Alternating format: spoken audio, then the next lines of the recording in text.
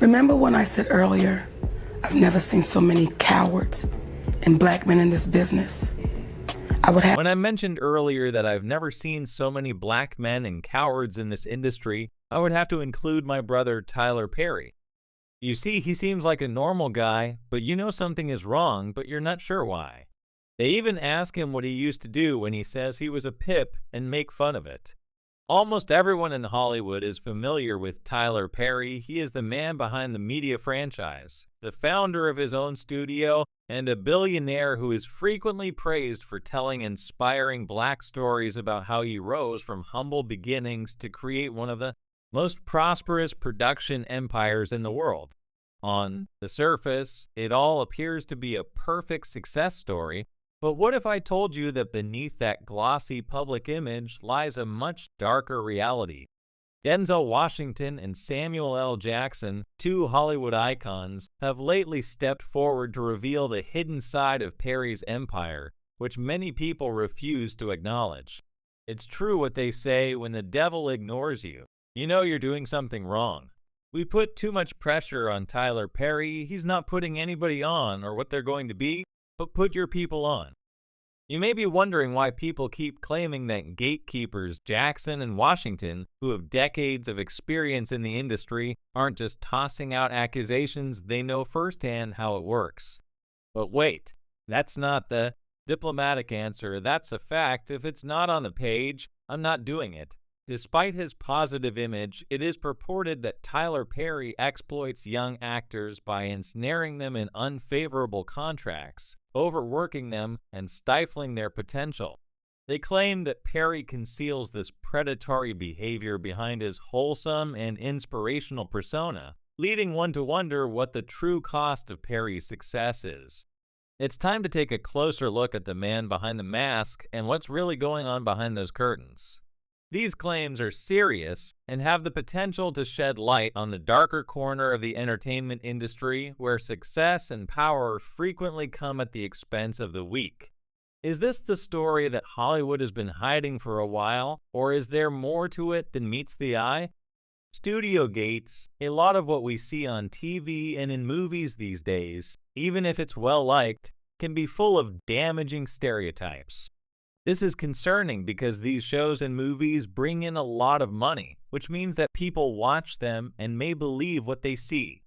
Tyler Perry, for instance, is a successful businessman who has made a number of successful films, but people claim he frequently portrays black men negatively, even though he pretends that he doesn't mean to. This isn't only about Tyler Perry. It's also odd that we don't see many well-known black performers in his films, leaving you to wonder who he's providing opportunities to.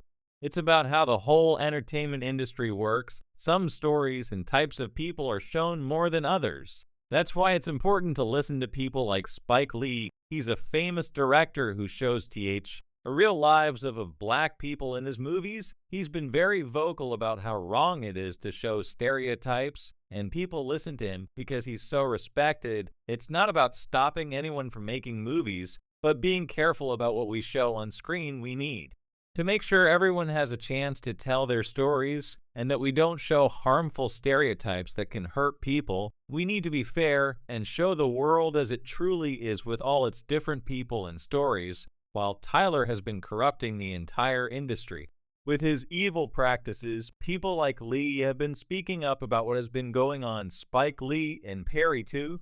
Powerhouse figures in black cinema haven't always seen eye to eye. Their very different approaches to filmmaking have caused some major tension, and it all blew up publicly around 2009. Spike never wanted to bite his tongue when after Tyler's movies and TV shows he called them out for what he saw as coonery and buffoonery, basically saying Tyler was just playing up negative stereotypes about black people to make a quick buck. He even compared Tyler's work to the kind of stuff you'd see on what he called the idiot box, a pretty harsh way to describe TV in general, because each artist should be allowed to pursue the artistic endeavor. But I still think that a lot of stuff that's on today is Corey buffoonery, and I know it's making a lot of money breaking records, but we could do better. That's just my opinion. I mean, I am a huge basketball fan, and when I watch the games on TNT, I see these two ads for these two shows. I'm scratching my head. You know, this is in this. We got a black president. You know, are we going back to Main and Warren and Sleep and Eat yet? If those films, I mean, we're talking about Tyler Perry at this point. No. I mean, look, I'm not saying we're talking. Let's not give them pot for tabloid.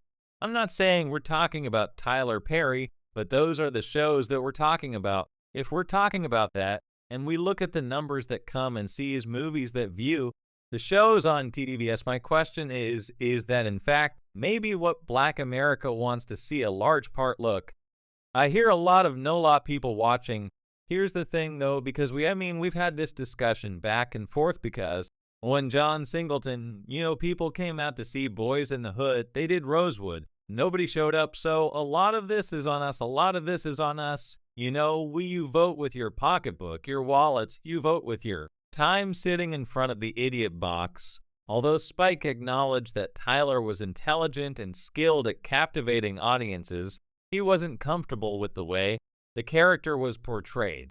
In his opinion, Tyler was compromising authentic representation in order to boost ratings, even if it meant relying on negative stereotypes, and many others shared this sentiment. Tyler claimed that he was giving black actors jobs and making a lot of money, but critics said that wasn't a good enough justification, drawing comparisons to a drug dealer making money in a community. Sure, there's money flowing, but at what cost? Tyler's comedies frequently rely on simplified, stereotypical characters.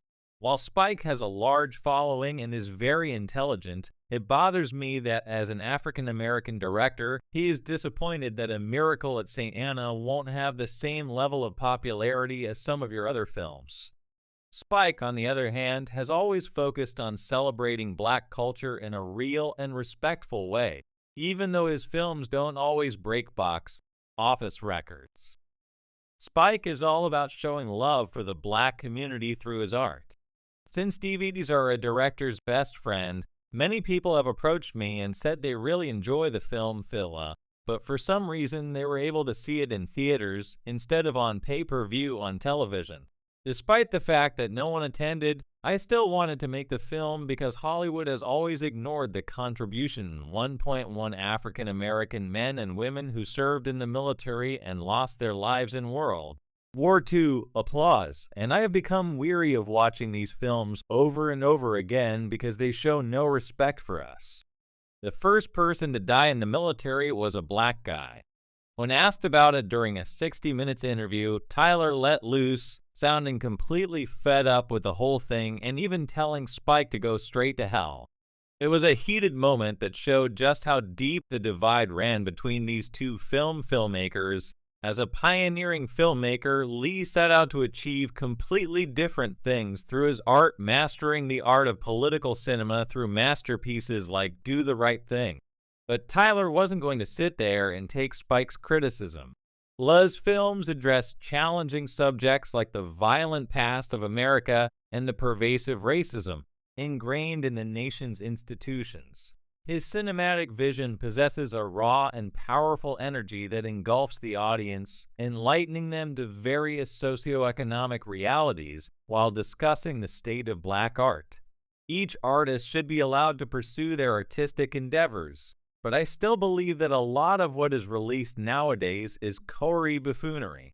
Lee asserted that artists should have personal liberty, but blamed creators like Perry for spreading